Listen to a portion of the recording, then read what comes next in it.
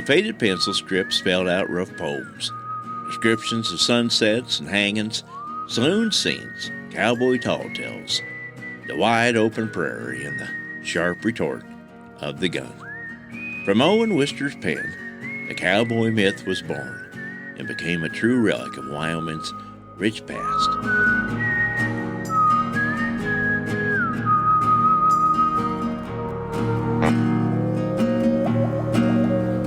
Pioneers of outlaw country, cowboys, lawmen, and outlaws, to the businessmen and women who all helped shape Thermopolis in Hot Springs County, Wyoming. Here are their stories. Owen Wister, His Forgotten Words.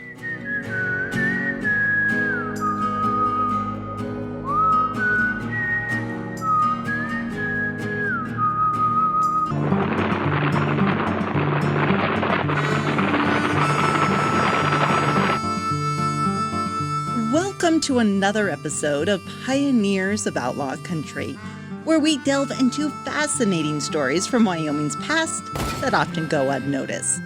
I am your host, Jackie Dorothy, and today we are traveling back east to discover a treasure of Wyoming that had been hidden for over 65 years. Our story is best told by one who was there herself to watch the saga unfold. Owen Wister's daughter, Fanny, remembered her father playing the piano, singing the songs with gusto that he had composed himself. She fondly recalled her childhood spent at the Butler Place in Pennsylvania, with its white mantelpiece supported by Greek pillars and the lemon and citron trees lining the driveway. She played in the walled garden and would visit her father's pet raccoon, Cindy, who lived in the open fireplace. Twice, Fanny had visited the Wyoming that had shaped her father's famous novel, The Virginian. Yet, he never shared with his children the reasons why the West meant so much to him.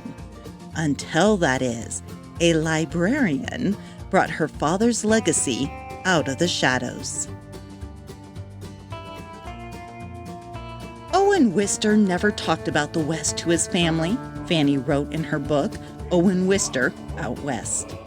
I never heard him say a single word about the 15 years spent mostly in hunting big game and collecting materials for his books. Perhaps it was because by the time we were old enough to hear about them, those years were long past. He had taken us to Jackson Hole to let us see for ourselves. In 1951, after my father had been dead 13 years, a letter came to me from N. Warren Rush, at that time director of the University of Wyoming Library at Laramie.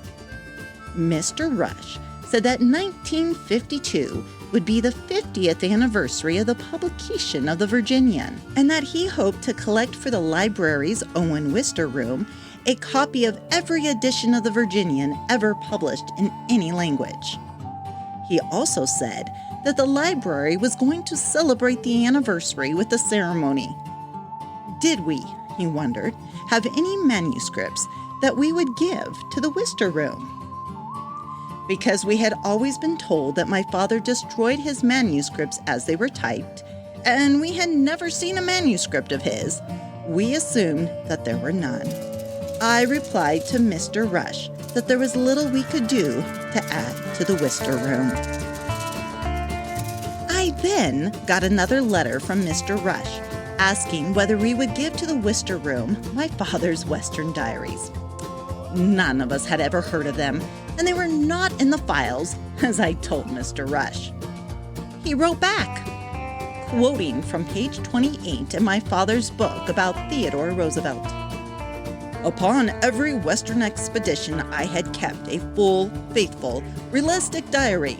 Details about pack horses, camps in the mountains, camps in the sagebrush, nights in town, cards with cavalry officers. Where are these diaries? Mr. Rush wanted to know.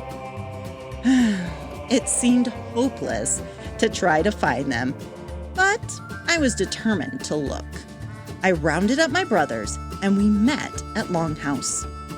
My youngest brother said that he would start with our father's desk, which had been in the second-story library that adjoined Owen Wister's bedroom, and that was his study during his life at Butler Place. The very first drawer my brother opened contained the Wister journals.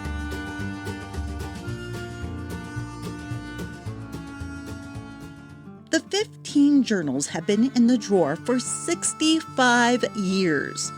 The cover of each is inscribed with my father's signature and a date and the names of the places he visited.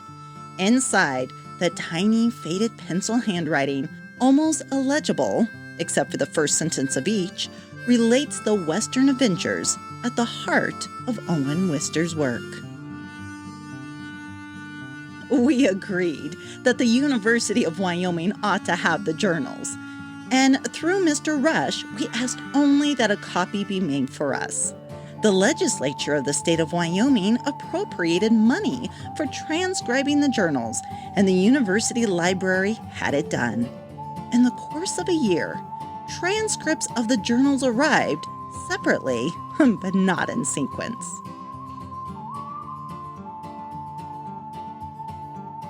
When I had read them all, I saw that combined with the letters to my grandmother that we had found, that these journals would tell the story of my father's discovery of the frontier in his own words. In these records, Owen Wister avows his romantic love of the West. In them, he is seen not only observing and recording, but also taking to his heart the region and the epic. And so the vagabond men of the West, resourceful, young, and wild, became for Owen Wister part of the whole glorious scene.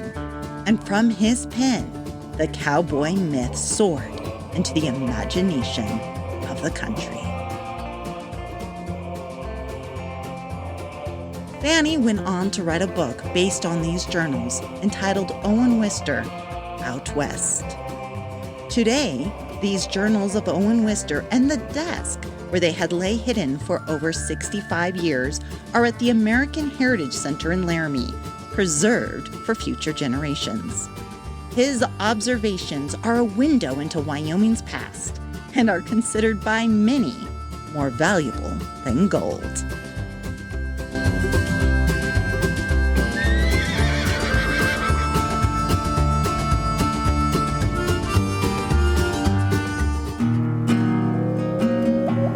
Thank you for listening to Pioneers of Outlaw Country. Be sure to subscribe as you don't want to miss a single episode of this historic series. The stories of our pioneers are brought to you by Hot Springs County Pioneer Association.